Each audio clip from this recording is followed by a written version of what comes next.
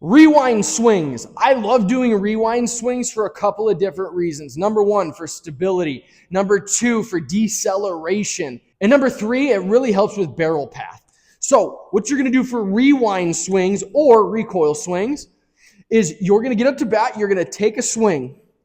Right when you hit the end of your swing, recoil back into the same launch position. One of the keys, we want to make sure that we're firing and we're exploding through the swing.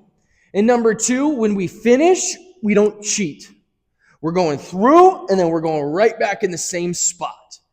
Focus on the lower half recoiling as well. Some guys will go through and then they'll be like this. Their lower half is still turned. I want this lower half to snap back. You're going to really feel this in the core. So rewind swings are going to look a little something like this.